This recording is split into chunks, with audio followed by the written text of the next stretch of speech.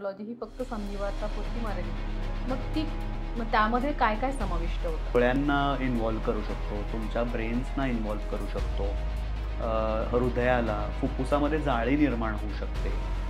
तर संधिवात हा सांध्यांपुरता मर्यादित हे खूप मोठं मिथक आहे. लहान मुलांमध्ये स्पेसिफिकली काही संधिवात होऊ शकतो? संधिवात हा कुठल्याही एज ग्रुपमध्ये येऊ शकतो. बायोलॉजिक्स जे आहे ते अजूनही शेवटचा पर्याय म्हणून आपण वापरतो. अच्छा, काही रुग्ण असे असतात की ज्यांचा संधिवात खूप सिव्हिअर झाला आहे, की ज्याला वस्क्युलायटिस सारखा आजार आपण म्हणलं जातं, की पायात अल्सर्स झाले कुठे किंवा गँग्रीन झालं आहे आणि डोळ्यामध्ये रुमॅटॉइड आर्थरायटिसचा प्रादुर्भाव झाला किंवा अँकावस्क्युलायटिसचा, ज्याला स्क्लेरायटिस म्हणतात, ज्याच्याने डोळा मेल्ट वितळण्याची पण वेळ येऊ शकते. माझ्याकडे एक डॉक्टर आला होता, 25 वर्षाचा MBBS स्टुडंट होता. MBBS त्याचं नुकतंच झालं होतं. डावा पाय सुजायला लागला आणि दुखायला लागला. सडनली रात्री त्याला हार्ट अटॅकची लक्षणं झाली. अरे बापरे. यंग मुलगा. म्हणजे तुम्हाला. नमस्कार, मी मयुरी तुमचं आजच्या पॉडकास्टमध्ये स्वागत करते. आज आपल्यासोबत असे डॉक्टर आहेत जे लोककेंद्रित उपचार पद्धतीचं प्रतीक आहेत. त्यांचा वैद्यकीय दृष्टिकोन हा जागरूकता आणि व्यावहारिकदृष्ट्या सर्व स्तरातील लोकांना परवडेल अशी उपचार पद्धती असा आहे. ते आहेत संधिवात तज्ज्ञ डॉक्टर दिग्विजय एकबोटे. सध्या एकबोटे हॉस्पिटल शिवाजीनगर आणि डॉक्टर DY पाटील महाविद्यालय आणि रुग्णालय पिंपरी येथे ते कार्यरत आहेत. संधिवात ही केवळ एक वेदना नसून शरीरातील भागांमध्ये खोलवर जाऊन ते अतिशय भयानक परिणाम निर्माण करू शकणारी असू शकते. याच विषयावर सखोल चर्चा आपण त्यांच्यासोबत आज करणार आहोत. नमस्कार डॉक्टर. नमस्ते. आज तुमचं स्वागत आहे. धन्यवाद. आज आपण कौटुंबिक पार्श्वभूमीवर तुमची जर्नी पुढे घेऊन जाताना मला पहिला प्रश्न तुम्हाला हा विचारायचा आहे. बऱ्याचशा कौटुंबिक समारंभात जेव्हा तुम्ही स्वतःला रुमेटॉलॉजिस्ट म्हणून इंट्रोड्यूस करता, बरोबर, तर किती लोकांना ते खरंच समजतं? अगदी चांगला प्रश्न आहे. ॲक्च्युली तसं म्हणायला गेलं तर 5 ते 10% लोकांनाच रुमॅटॉलॉजी, संधिवात आणि इतर संधिवाताचे जे आजार आहेत त्याच्याबद्दल माहिती आहे. तर कौटुंबिक समारंभांमध्ये तुम्ही काय करता? मी एक संधिवात तज्ञ आहे. म्हणजे काय, तुम्ही जॉईंटचं ऑपरेशन करता का काय औषधं देता आणि संधिवात तर म्हाताऱ्यांनाच होतो अशी एक मिसकन्सेप्शन लोकांमध्ये आहे. तर ते तोडताना, माहिती देताना आम्हाला थोडासा प्रयत्न करावा लागतो, पण लोकांना समजतं मग समजल्यावर. अच्छा, ओके.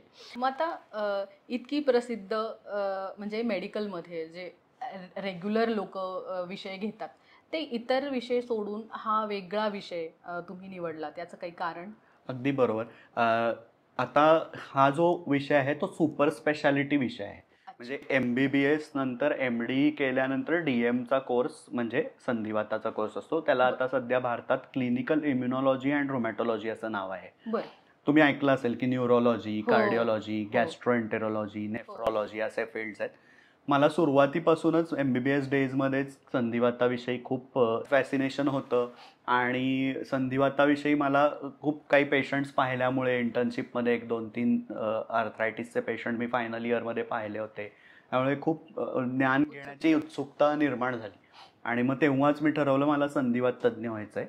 आणि भारतात असे संधिवाताच्या सीट्स पण खूप कमी आहेत. म्हणजे तसं म्हणायला गेलं तर रेशो वाईज आम्ही जेव्हा सुपर स्पेशालायझेशनला गेलो तेव्हा भारतात केवळ 30 ते 40 सीट्स होत्या सुपर स्पेशालिटी. हो. तर एंडोक्रायनॉलॉजी आणि रुमॅटॉलॉजी या फील्ड्समध्ये सीट्स खूप कमी होत्या. तशा एंडोक्रायनॉलॉजीच्या 80 ते 100 आणि रुमॅटॉलॉजीच्या कमी होत्या. तर मला आधीपासूनच एक ज्ञान घेण्यासाठी फॅसिनेशन होतं आणि रुमॅटॉलॉजी, संधिवाताच्या बद्दल आपण सखोल माहिती घेणारच आहोत की एक मेडिसिनचा खूप चांगला टच असावा लागतो डॉक्टरला त्यासाठी. कारण की हा मल्टीसिस्टीम डिसऑर्डर आहे. कुठल्याही अवयवात संधिवाताचा प्रादुर्भाव होऊ शकतो. तर असं जनरल आहे. बरं, मग आता या क्षेत्रामध्ये अवेअरनेससाठी तुम्ही काय करता मग? बरोबर. मला आता पुण्याला येऊन जवळजवळ 7-8 महिने झाले. यापूर्वी मी KGMU, king George medical university Lucknow येथे कार्यरत होतो. मी 3 वर्ष तिकडे सुपर स्पेशालिटीचा कोर्स केला आणि मॅन्डेटरी, आता तुम्हाला माहिती आहे की गव्हर्नमेंटचा बॉन्ड सिस्टीम असते सगळीकडे. तर 2 वर्ष मी तिकडे सहाय्यक प्राध्यापक असिस्टंट प्रोफेसर म्हणून काम केलं बरं. UP गव्हर्नमेंटच्या बॉन्डमध्ये. खूप शिकायला मिळालं तिकडे, कारण अच्छा. पेशंटचा फ्लो होता गव्हर्नमेंट हॉस्पिटल असल्यामुळे. अच्छा. तर असं करत असताना मी आत्ता पुण्यात आलो, तर आम्ही काही पेशंटसाठी वेगवेगळे लेख लिहिणं, जागरूकता अभियानाअंतर्गत किंवा वेगवेगळे अवेअरनेस प्रोग्राम घेणं. DY पाटील रुग्णालयाच्या बॅनरखाली आम्ही मध्ये एक अँकायलोजिंग स्पॉन्डिलायटिस अवेअरनेस डे घेतला. काही दगडूशेठ सारख्या चांगल्या संस्था आहेत की ज्या रुग्णांना मदत करतात. अशा काही पेट सिटी सारखे जे महागड्या टेस्ट असतात, तर त्यांच्या थ्रू आमच्या पेशंट्सना काही महागड्या टेस्ट लागल्या ऑटोइम्युन आजारांच्या आणि पेट सिटी सारख्या काही टेस्ट लागल्या, तर आम्ही त्यांना तिकडं वळवतो आणि त्यांच्या टेस्ट काही प्रमाणात फ्री किंवा डिस्काउंटेड प्राइसमध्ये करण्याचा प्रयत्न करतो. बरोबर. म्हणजे जसं आपण म्हणालो की वेगवेगळ्या क्षेत्रातल्या लोकांना परवडेल असं. अच्छा. मग आता मला हा प्रश्न विचारायचा आहे की वेगवेगळ्या म्हणजे महाराष्ट्र किंवा भारतभर आपण म्हणू शकतो वेगवेगळ्या वातावरणाच्या परिणामाशी निगडीत आहे हा सांधिवात? तसं म्हणू शकतो आपण, कारण आता मी नॉर्थमध्ये होतो सुपर स्पेशालिटी करायला. तिकडे टेम्परेचर फ्लक्च्युएशन्समुळे हिवाळ्यात वगैरे संधिवाताचे पेशंट प्रचंड प्रमाणात यायचे. आणि व्हस्क्युलायटिस नावाचा एक आजार असतो, त्याच्यात गँग्रीन सारखी बाब उद्भवू शकते, म्हणजे हातपाय पूर्ण काळे निळे पडून तो भाग व्हस्क्युलायटिस असा आजार होतो रुग्णांना. तर तसं होऊ शकतं. तर वेदरचे फ्लक्च्युएशन्स नक्की आहेत. थंडी जास्त पडल्यावर जॉईंट जास्त दुखू शकतात, म्हणजे सांधेदुखी जास्त प्रमाणात होते. तो परिणाम आहे वातावरणाचा. आणि शहरी आणि ग्रामीण रुग्णांमध्ये अवेअरनेसचा पण थोडासा फरक दिसून येतो, की शहरी रुग्णांना गुगल आणि हे कसं वापरायचं ते नक्की माहिती आहे. तर त्याचा एक दुष्परिणाम पण आहे की गुगल करून येतात आणि अनेक प्रश्न. पण कसं असतं, Google is a half knowledge. आम्ही जे शिकतो की आम्ही खूप पॉसिबिलिटीजचा विचार करतो पेशंट ट्रीट करताना. ग्रामीण रुग्ण त्या बाबतीत कधी कधी खूप ऐकतात आमचं, विश्वासाचा एक भाग असतो.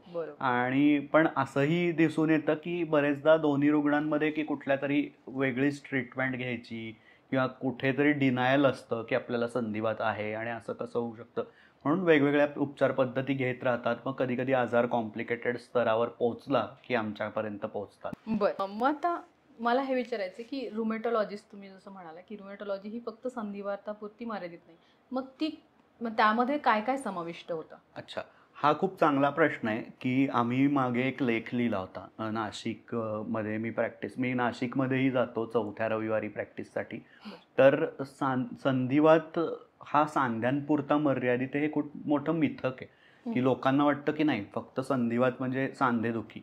पण अभ्यास करताना पेशंट बघताना असं आम्ही पाहिलं की सांध्यांच्या पलीकडचा संधिवात काय असतो, डोळ्यांना इन्व्हॉल्व करू शकतो, तुमच्या ब्रेन्सना इन्व्हॉल्व करू शकतो, हृदयाला, फुफ्फुसामध्ये जाळी निर्माण होऊ शकते, स्किनवर काही अल्सर्स रॅश येऊ शकतात मोठमोठे, आणि बरेच प्रेझेंटेशन्स वेगवेगळे आहेत की रक्ताच्या गाठी होऊन थ्रोम्बोसिस होणं असं पण त्याच्यात दिसू शकतं. कानाचे काही आजार असू शकतात, कानाची ठेवण बदलू शकते, नाकाची ठेवण बदलू शकते संधिवाताच्या, कारण त्या ऑटो अँटीबॉडीज जाऊन कुठल्याही शरीरातल्या कुठल्याही अवयवाला टार्गेट करू शकतात. अच्छा, ओके. मग असं कुठलं लक्षण याच्यामध्ये जे ऐकायला अगदी नॉर्मल वाटतं पण प्रत्यक्षात ते गंभीर असू शकतो? नॉर्मल असं नाही म्हणू शकत आपण. काय असतं की वेगवेगळे प्रेझेंटेशन्स असू शकतात तसं म्हणायला गेलं तर. मी एक छोटीशी स्टोरी सांगेन. माझ्याकडे एक डॉक्टर आला होता, 25 वर्षाचा MBBS स्टुडंट होता. MBBS त्याचं नुकतंच झालं होतं. तो प्रयागहून आला होता मी लखनौमध्ये प्रॅक्टिस करताना. आणि त्याला काय झालं की सडनली हळूहळू त्याचा डावा पाय सुजायला लागला आणि दुखायला लागला. जवळच्या डॉक्टरांकडे गेला. तो MBBS होता म्हणून त्याला पर्याप्त थोडंसं नॉलेज होतं, म्हणून त्यांनी डॉपलर नावाची टेस्ट करून घेतली की तिकडे काही रक्ताची गुठळी अडकली आहे का वगैरे, वेन थ्रोम्बोसिस वगैरे काही झालंय का बघण्यासाठी. तर असं पाहिल्यावर डॉपलर पण त्याचा नॉर्मल आला. पण त्याला काहीतरी वाटत राहिलं की नाही याच्यात डॉपलर नॉर्मल कसा येऊ शकतो, मला तर अजून सिम्पटम्स आहेत. म्हणून तो स्पेसिफिक टेस्ट म्हणजे MR व्हिनोग्राफी नावाची टेस्ट असते, त्याच्याकडे त्यांनी दिल्लीला जाऊन करून घेतली आणि त्याच्यात त्याला एक रक्ताची गाठ दिसून आली. बापरे. आणि मग ट्रीटमेंट सुरू झाली. रक्त थिन करण्याच्या गोळ्या, ज्या रक्त पातळ करण्याच्या गोळ्या असतात, ज्याला अँटीकोॲग्युलंट्स असं म्हणलं जातं, ते सुरू केलं. सुरू केल्यानंतर 2-3 वर्ष तो ठीक होता. आणि मग एम्स दिल्लीच्या जवळ तो प्रिपरेशन करत होता पुढच्या एक्झाम्ससाठी, PG एक्झाम्स ज्या एंट्रन्स असतात. सडनली रात्री त्याला हार्ट अटॅकची लक्षणं जाणवली. अरे बापरे. यंग मुलगा. म्हणजे तुम्हाला ऐकायला अनयुज्युअल वाटेल की यंग मुलाला कसा, तर चेक केलं तर त्याला हार्ट अटॅक येऊन गेला होता. मग त्याला मायोकार्डियल इन्फार्क्शन असं म्हणतो आपण. परत रक्त पातळ करण्याची औषधं, हिपॅरिन वगैरे देण्यात आलं त्याला. तो बाहेर आला त्याच्यातून. तर नंतर पण त्याला त्यानंतरही एकदा उजवा पाय परत पॅरालिसिस, लुळा पडला. आणि असं करत करत 2-3दा त्याला असे वेगवेगळे थ्रोम्बोसिसचे अटॅक आले. आणि मग त्याचं तो आमच्याकडे रेफर झाला लखनौला. तर तेव्हा आम्ही त्याचं चेक केलं, तर एक अँटीफॉस्फोलिपिड अँटीबॉडी सिंड्रोम नावाचा एक संधिवात आहे वेगळा, की जो आपल्या आर्टरीज आणि व्हेन्सला अफेक्ट करतो. म्हणजे त्याच्यात जातो, त्या अँटीबॉडीज चिकटतात आणि तिकडे थ्रोम्बोसिस म्हणजे रक्तप्रवाह खंडित करण्याचं काम करतात.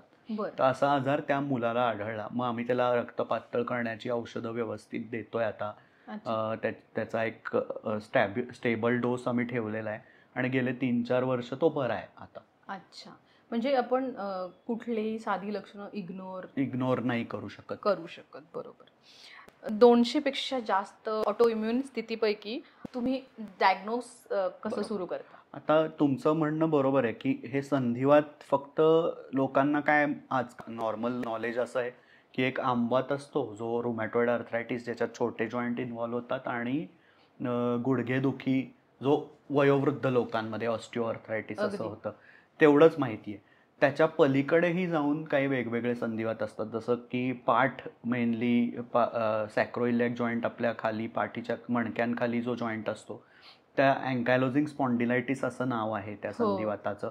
की यंग एजमध्ये मेल्स असू देत, फिमेल्स असू देत, त्यांना खूप सकाळी सकाळी उठल्या उठल्या पाठ भरून येते, स्टिफनेस वाटतो पाठीमध्ये आणि चालल्या फिरल्यावर बरं वाटतं, असा तो संधिवात असतो. त्याच्यामध्ये मानेला पण असं होऊ शकतात अशी लक्षणं. आणि जर वेळच्या वेळी ट्रीटमेंट घेतली नाही तर तो पूर्ण बाक येऊन, तुम्ही ऐकलं असेल की बांबू स्पाईन झाला किंवा स्टिफ झालं सगळं, आणि त्यांना स्वतःच्या मुवमेंट करायला पण खूप अवघड पडतं अशा पेशंट्सना. तर अँकायलोजिंग स्पॉन्डायलिटिसचा पण एक मोठा स्पेक्ट्रम आहे. त्याच्यात सोरियासिस सोबत ते आजार येतात. परत त्याच्यात पोटाचे काही आजार असतात, अल्सरेटिव्ह कोलायटिस आणि क्रॉन्स डिसीज म्हणून. तर असे सगळे आजार एकत्र येऊन तो एक ग्रुप आहे. पुन्हा याच्या व्यतिरिक्त पण लुपस नावाचा एक संधिवात आहे. असे तसं आपण विचार करत गेलो तर 200 नावं सहज काढता येतील. पण काही मेन आपण डायग्नोस्टिक टेस्टमध्ये काय करतो, पहिले हिस्ट्री खूप चांगल्या पद्धतीत घेतो. म्हणजे त्याचं लक्षणं कुठली आहेत त्याचा सगळं विचार करतो. मग लक्षणं एका कुठल्या स्पेसिफिक डिसऑर्डरकडे नेत असतील तर त्या टेस्ट एक्झामिन करतो तसं, आणि टेस्ट ॲडवाईज करतो, आणि टेस्टनुसार आपण ट्रीटमेंट करतो. जनरली 80 ते 90% रुग्णांचं निदान आम्हाला सोपं जातं, कारण आम्ही लक्षणांच्या बेसिसवर टेस्ट ॲडवाईज करतो. काही ना काहीतरी क्लू मिळतो. पण काही पेशंट्स असतात की ज्यांच्यामध्ये काही टेस्ट नॉर्मल असतात, काही ॲबनॉर्मल असतात, स्पेसिफिक क्लू मिळत नाही. राईट. मग अशा वेळेस मग पुढे आपल्याला जावं लागतं. मग काही वेगळी कॉम्प्लिकेटेड इन्व्हेस्टिगेशन्स करावी लागतात, पेट CT वगैरे अशाकडे आपल्याला वळावं लागतं. स्पेसिफिक सिनारिओजनुसार आपल्याला तसा कॉल घ्यावा लागतो. अच्छा. तेच मला पुढे कंटिन्यू करायचं आहे की चुकीचं निदान किंवा थकवा, म्हणजे जे आपण जेंडर बेसिस पण म्हणू शकतो.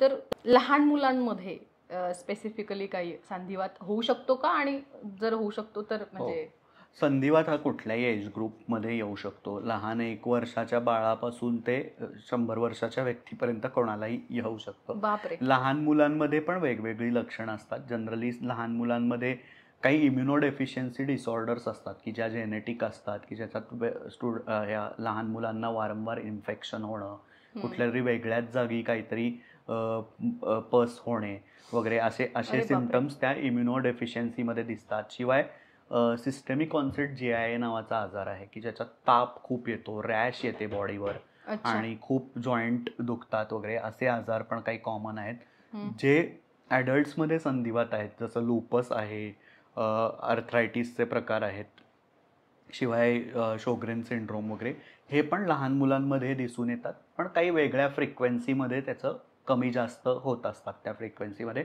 आणि त्याची मॅनिफेस्टेशन्स म्हणजे त्याची लक्षणं वेगळी असू शकतात. अच्छा. जसं की लुपस लहान मुलांमध्ये झाला तर त्याच्यात जास्त करून तो ब्रेनला आणि किडनीला जास्त अफेक्ट करतो. मायनर सिम्पटम्स फारसे देत नाही अच्छा. किंवा मायनरही राहू शकतो. तर असे वेगवेगळे प्रकार आहेत. तर लहान मुलांना पण नक्कीच संधिवात होऊ शकतो. अच्छा, म्हणजे लहान मुलांमध्ये असे काही लक्षणे आली तर संधिवात होऊ शकत नाही असं म्हणून इग्नोर करू नये? नाही. ओके. कधी कधी जसं तुम्ही म्हणालात की सगळ्या टेस्ट असतात त्यामध्ये, हो. तर बऱ्याचदा टेस्ट करूनही नॉर्मल आल्यात आणि बरोबर. तरीही रुग्णांना त्रास होऊ शकतो का? ॲब्सोल्युटली.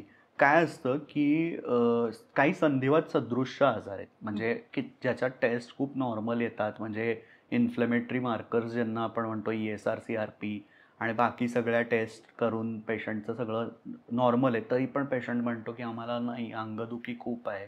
तर तो एक आजार आहे फायब्रोमायल्जिया नावाचा.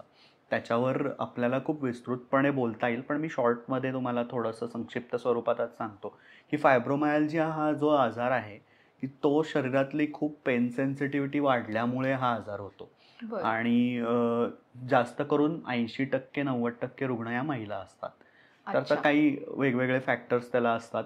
तर खूप जास्त अंगदुखी, झोप व्यवस्थित न येणे किंवा पुरेशी झोप न लागणे, अच्छा. दिवसभर थकवा राहणे, पोटात काहीतरी क्रॅम्प्स येणे, अच्छा. आणि हे कधी कधी चक्कर आल्यासारखं वाटणे वगैरे, अशी लक्षणं त्या फायब्रोमायल्जिया आजारात असतात. याच्यात काय करतो आपण, काही वेगळ्या प्रकारची औषधं पेन कमी करण्यासाठी देतो आणि समुपदेशन करतो, म्हणजे काउन्सिलिंग खूप कॉर्नरस्टोन आहे या आजाराचं. तर अशा वेळेस ह्या आजाराचं आपण निदान करतो. बरेचदा आपल्याला मग काही हिस्ट्रीमधून क्लू मिळाला की आपण बघतो. अच्छा. ओके. तुम्ही जसं म्हणालात की महिलांचं जास्त प्रमाण आहे, मग चान्सेस आहेत का चुकीचं निदान होण्याचे? काय असतं, बरेचदा तुम्ही पण एक महिलाच आहात, बरेचदा महिलांमध्ये ही असते परिस्थिती की त्या गोष्टी थोड्याशा इग्नोर करतात किंवा लक्षणं व्यवस्थित सांगू शकत नाहीत. बरेचदा कधी कधी काय होतं की प्रेग्नन्सी नंतर किंवा असं बरेचदा आपल्याला की ऑटोइम्युन आजारांचा फ्लेअर वाढलाय किंवा म्हणजे ऑटोइम्युन आजार वाढलाय किंवा नव्या प्रकारे ऑटोइम्युन आजार आले, असं बरेचदा होतं. कारण की फिमेल्समध्ये हार्मोनल फॅक्टर्स प्ले करतात, शिवाय एक्स क्रोमोझोमचा रोल आहे, तर त्यामुळे लिम्फोसाइट्सची ऍक्टिव्हिटी कधी कधी वाढते. असे फॅक्टर्स असतात. कधी कधी प्रेग्नन्सी नंतर पण हा आजार वाढण्याचं कारण असं असतं की मायक्रोकायमेरिझम नावाची एक टर्म आहे की फिटल मॅटर्नल सर्क्युलेशन, म्हणजे फिटसचे सेल्स, म्हणजे पोटात असलेलं जे बाळ आहे त्याचे सेल्स मदरच्या बॉडीमध्ये जातात, मदरचे सेल्स इकडे ट्रॅव्हल करतात. त्याच्यामुळे एक इम्युन डिसरेग्युलेशन होतं आणि त्यामुळे पण संधिवात हा वाढू शकतो की इम्युनिटी वेगळ्या प्रकारे काम करायला लागते, आपल्या नॉर्मल सेल्सलाच अटॅक करायला लागते. असं बहुतांशी वेळा दिसून येतं. आणि उशिराही निदान होत असेल, कारण बऱ्याचदा सांगितलंही जात नसेल. सांगितलं जात नाही, कारण आणि बरेचदा सिम्पटम्स खूप नॉन स्पेसिफिक सिम्पटम्सनी महिला येतात की त्यांना कुठेतरी वेगळ्याच ठिकाणी दुखत असतं, पण मग एक्सरे केल्यावर ते निदान दिसून येतं वगैरे असं. त्यासाठी संधिवात तज्ज्ञांचा सल्ला घेणं उपयुक्त ठरतं. आपण जे बघतोय, म्हणजे आपली जी आत्ताची लाईफस्टाईल आहे मेनली, त्याच्यामुळे इतका स्ट्रेस लेवल वाढतोय लोकांमध्ये, इतक्या जेवणाच्या वेळा किंवा अगदीच खाण्याचंही ताळतंत्र नाही, तर त्याचा या गोष्टीवर परिणाम होतो? नक्की. Stress levels, evidence proven fact आहे की स्ट्रेस लेवलमुळे हे इम्युन डिसरेग्युलेशन होतं. शरीरातल्या इम्युनिटीच्या ज्या पेशी असतात, लिम्फोसाइट्स असतील किंवा न्यूट्रोफिल्स असतील, त्यांच्यावर काहीतरी प्रमाणात परिणाम होतो. कारण आपण बरेचदा पाहतो की कुठलाही पेशंटच्या स्ट्रेस लेवल्स जास्त असतील तर तो औषधांना पण रिस्पॉन्स व्यवस्थित देत नाही.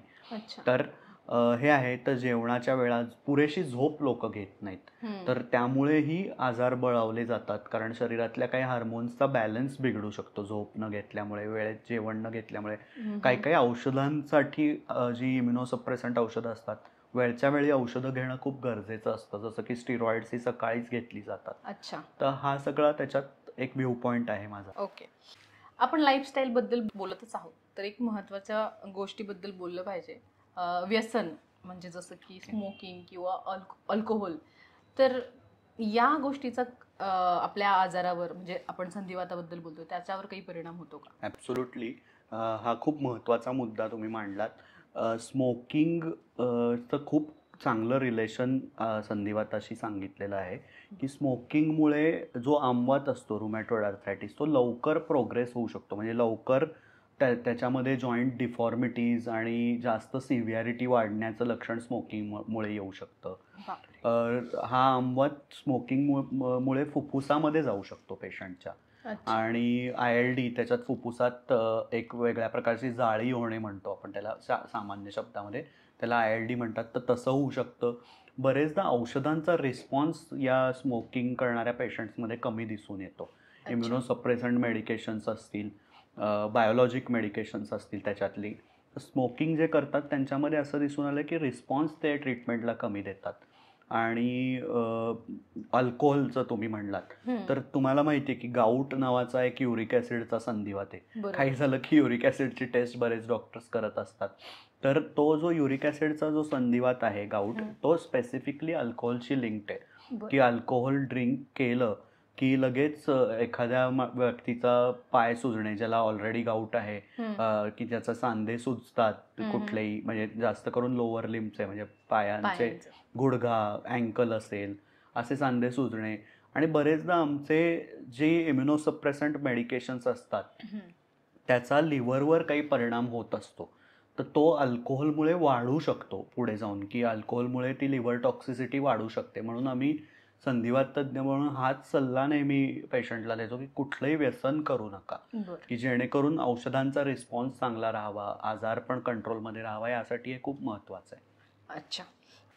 पहिल्यांदाच उपचारासाठी आलेल्या रुग्णाला एखादी कॉम्प्लेक्स उपचार पद्धती कशी सांगता तुम्ही? अच्छा. तर प्रत्येक पेशंटला काही कॉम्प्लेक्स ट्रीटमेंट प्लॅन लागत नाही. बरेचदा रुग्णांना साध्या ट्रीटमेंटनी, साध्या आठवड्याभराच्या काही मिथोट्रिक्सेटसारख्या गोळ्या देऊन रुमॅटॉइड आर्थरायटिस वगैरे त्यांचा शांत होऊ शकतो. माइल्ड टू मॉडरेट डिसीज ॲक्टिव्हिटीच्या पेशंट्सना फार कॉम्प्लेक्स ट्रीटमेंट प्लॅन नसतो. बरेचदा संधिवात हा 2-3 ऑर्गन्सला इन्व्हॉल्व करणारा असतो. रेअर प्रकारचा संधिवात असतो.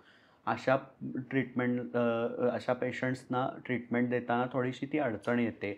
काही जणांना असोसिएटेड कोमॉर्बिडिटीज असतात. डायबिटीस असतो, हायपरटेन्शन असतं आणि मोस्ट इम्पॉर्टंट सायकॅट्रिक कोमॉर्बिडिटीज.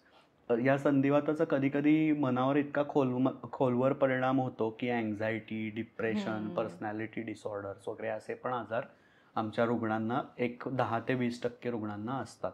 तर ती औषधं बॅलन्स करणं, त्या औषधाची आणि आमच्या इम्युनोसप्रेसंट औषधांची काही केमिकल फिजिकल इंटरॅक्शन आहे का, हे आम्ही तपासतो पहिले. आणि कुठली औषधं सेफ आहेत. आणि मल्टीडिसिप्लिनरी मॅनेजमेंट, म्हणजे मग आम्ही वेगवेगळ्या स्पेशालिस्टला विश्वासात घेऊन त्यांच्याशी बोलून जी औषधं व्यवस्थित सुटेबल असतील अशी पेशंट्सना देतो. बरेचदा इम्युनोसप्रेसंट मेडिकेशन्स आणि बायोलॉजिक मेडिकेशन्स दिल्यामुळे पेशंटच्या इन्फेक्शनची रिस्क आपल्याला बॅलन्स करावी लागते. मग ते देताना कधीकधी आपल्याला आठवडाभर किंवा त्या पेशंटला थोडीशी स्टिरॉइडचा डोस हाय असेल पर्यंत अँटीबायोटिक थेरपी, प्रतिजैविक ज्याला म्हणतो आपण, ती पण द्यावी लागते. तर असं आम्ही ट्रीटमेंट समजावून सांगतो पेशंटला. आणि बरेचदा काउन्सिलिंग केल्यावर पेशंट्स पण आमचं ऐकतात.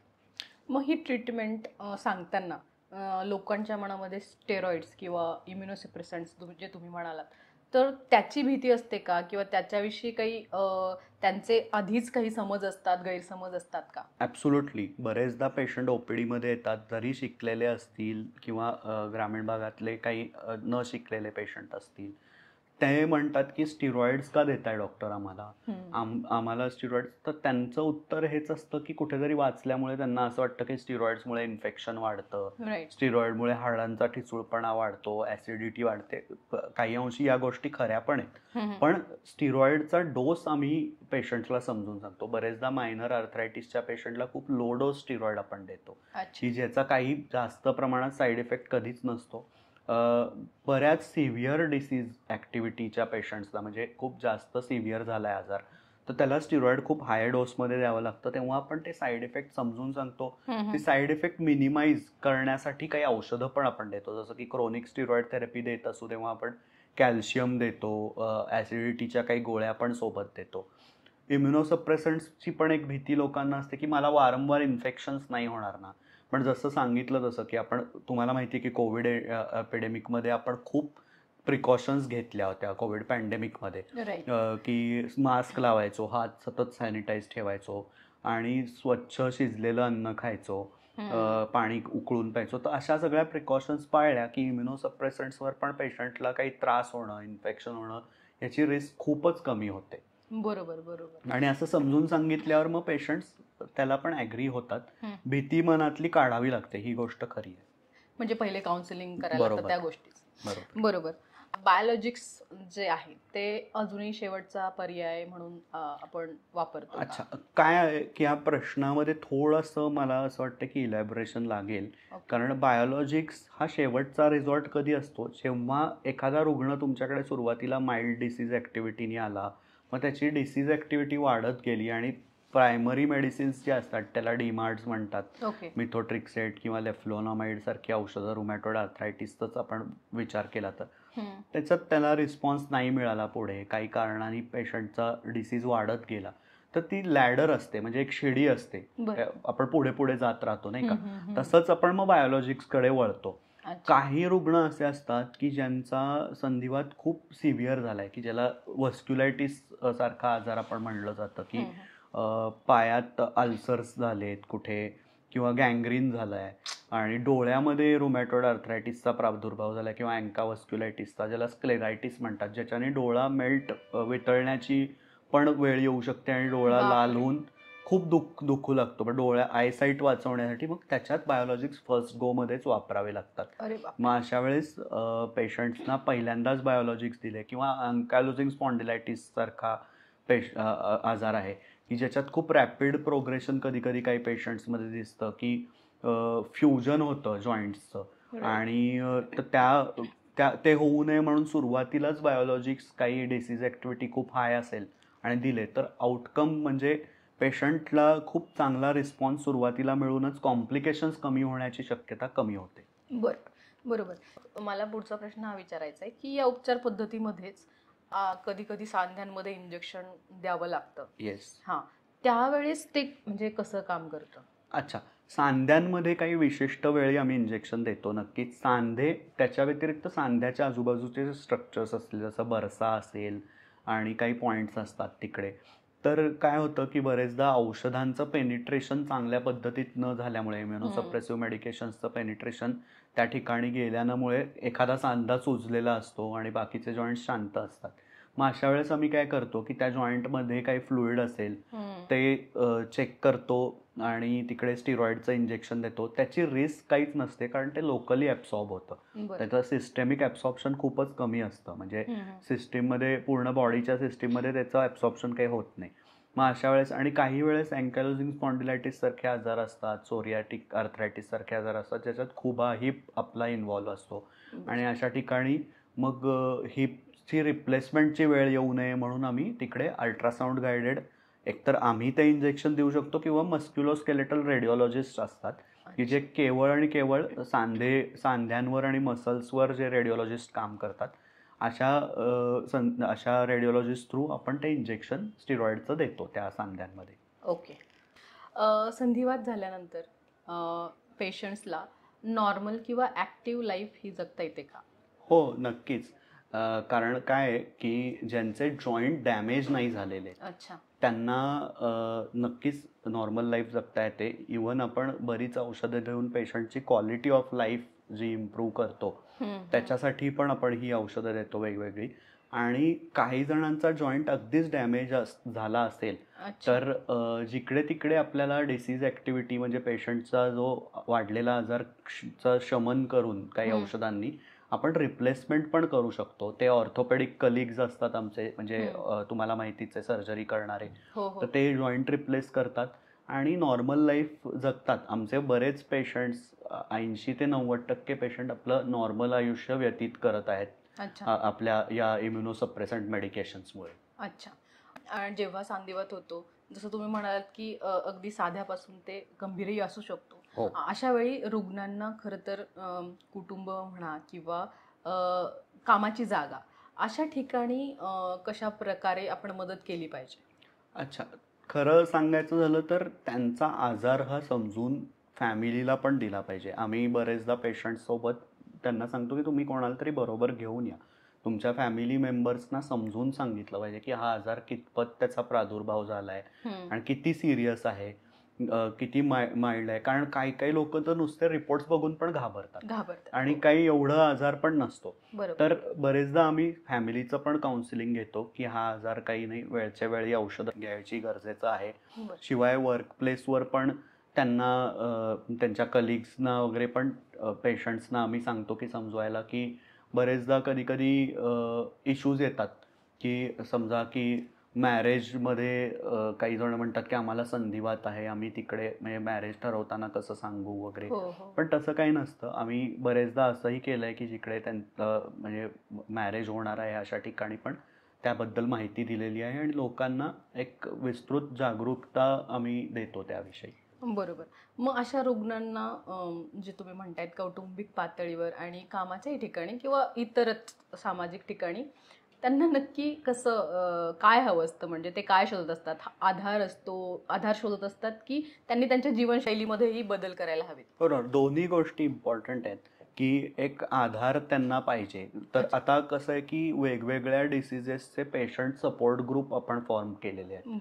सपोज एखादा आपण रुमॅटॉइड आर्थरायटिस म्हणला किंवा रुमॅटॉइड आर्थरायटिस नंतर शोग्रेन सिंड्रोम आहे, एन्कायलोजिंग स्पॉन्डिलायटिस आहे, लुपस आहे, या वेगवेगळ्या पेशंट सपोर्ट ग्रुप्स आहेत. तर पेशंट आपापसात चर्चा करून पण म्हणजे वेगवेगळ्या आजाराचे पेशंट एकत्र येतात. तर ते काही एकमेकांशी माहितीचं आदान प्रदान करतात आणि डॉक्टर्स वेगवेगळं सेशन करतात. असंही आपण केलेलं आहे बरेचदा. आणि येस, लाईफस्टाईलमध्ये चेंजेस आपण नक्कीच सांगतो की स्मोकिंग, अल्कोहोल ॲडिक्शन्स हे नाही, स्लीप ॲडिक्वेट घ्या, जेवण जे आहे ते चांगल्या पद्धतीने आणि वेळच्या वेळी करा, असं आपण व्यवस्थित समजवतोच पेशंटला. बरोबर. मग मला खरं तर शेवटी हा प्रश्न विचारायचा आहे की संधिवाताचा पेशंट तुमच्याकडे आल्यानंतर आपण म्हणतो की रुग्णाला एखादी गोष्ट खरी सांगावी, तर ती एक खरी गोष्ट काय सांगाल तुम्ही? या गोष्टीचं उत्तर असं आहे की हे डॅमेज आणि डिसीज ॲक्टिव्हिटीवर ठरवू शकतो आपण. जनरली जर का माइल्ड टू मॉडरेट डिसीजचा पेशंट असेल तर पेशंटला आम्ही असं सांगतो की तुम्हाला काही आयुष्यभर औषधं घेण्याची गरज पडणार नाही. शक्यतो 3 ते 4 वर्ष पेशंटला आपण औषधं देतो अशा वेळेस. आणि जर का 6 महिने संधिवात शांत असेल स्टँडर्ड स्टेबल डोस औषधांवर, तर आपण औषधं हळूहळू कमी करून कधी कधी पेशंटला ड्रग फ्री पिरियड पण दिलेला आहे आणि त्याची ट्रीटमेंट बंद केलेली आहे. आणि तुम्हाला सरप्रायझिंग वाटेल, रादर 50 ते 60% रुग्ण त्यांची पूर्णपणे ट्रीटमेंट बंद केलेली आहे आपण. आणि पण आहे ज्याच्यात डॅमेज झालेला आहे, ज्याच्यात सिव्हिअर प्रेझेंटेशन्स आहेत, त्याच्यात आपण काही 4-5 वर्ष व्यवस्थित ट्रीटमेंट ॲडिक्वेट डोसेसमध्ये देऊन औषधांचा खूप लो डोस चालू ठेवतो. कारण की मग नंतर तो संधिवात परत येऊ शकतो, उद्भवू शकतो आणि वेगळं स्वरूप घेऊन मग आपण ती रिस्क घेऊ नाही शकत अशा वेळी. आणि मग डॅमेज झालं असेल तर जसं आपण म्हणलं जॉईंट रिप्लेसमेंट आहे, या गोष्टी आहेत. वेगवेगळ्या सर्जरी, काही मायनर हाताला जसा संधिवात होऊन डिफॉर्मिटीज येतात तसं त्या डिफॉर्मिटी करेक्शन सर्जरीज असतात, काही हँड सर्जन्स असतात, प्लॅस्टिक सर्जन्स असतात. हे करून त्यांचं फंक्शन पण रिस्टोर होऊ शकतं. तर basically mild to moderate take home message असा आहे की mild to moderate disease activity असा जो संधिवात आहे तो नक्कीच कंट्रोलखाली राहून त्याच्यात आपण ड्रग फ्री पिरियड देऊन पेशंटला हे करू शकतो की ट्रीटमेंट थांबवू पण शकतो पूर्णपणे. नक्कीच. संधिवात या विषयावर म्हणजे तुम्ही इतकी माहिती दिलीत, बरेचसे गैरसमज प्रेक्षकांचेही असतील जे मला आता वाटत नाही मनात असतील त्यांच्यामध्ये. कारण जसं तुम्ही म्हणाला की लाईफस्टाईलमध्ये बदल आणि व्यसनं नकोत आणि कुठल्या सिम्पटम्सकडे तुमच्या कुठल्या लक्षणांवर जास्त लक्ष द्यायचं आहे. इवन लहान मुलांबद्दलही बोललो आपण. लहान मुलं आणि घरातील स्त्रिया यांनीही कुठल्या लक्षणांकडे दुर्लक्ष करायला नको, या गोष्टींवर आपण सविस्तर चर्चा केली. संधिवात खरंच आपण जसं चर्चा केली, ही काही फक्त केवळ वेदना नाही, तुमच्या शरीरातली कुठलीही वेदना तुम्ही दुर्लक्षित करू नका. आणि अशी लक्षणं जी आत्ता डॉक्टरांनी सगळी एक्सप्लेन केली या पॉडकास्टमध्ये, जर आपल्या घरातील कुटुंबातील सदस्यांना असतील तर त्याच्याकडे दुर्लक्ष न करता एकदा संधिवात तज्ज्ञांना भेटणं तुमचं गरजेचं आहे. आणि उपचार पद्धतीवरच्याही शंका आहेत, स्टेरॉइड्स किंवा इतर उपचार पद्धतीबद्दल, त्या डॉक्टरांनी बऱ्याचशा तुमच्या दूर केलेल्या आहेत. सो थँक्यू सर, तुम्ही आज या पॉडकास्टमध्ये वेळ दिलात, तुमचा एवढा अमूल्य वेळ दिलात आणि आपल्या प्रेक्षकांच्या ज्ञानामध्ये एवढी महत्त्वपूर्ण भर टाकली, त्याबद्दल मी तुमचे खूप आभार मानते. Thank you so much. आपल्याला पण अनेक धन्यवाद. Thank you sir.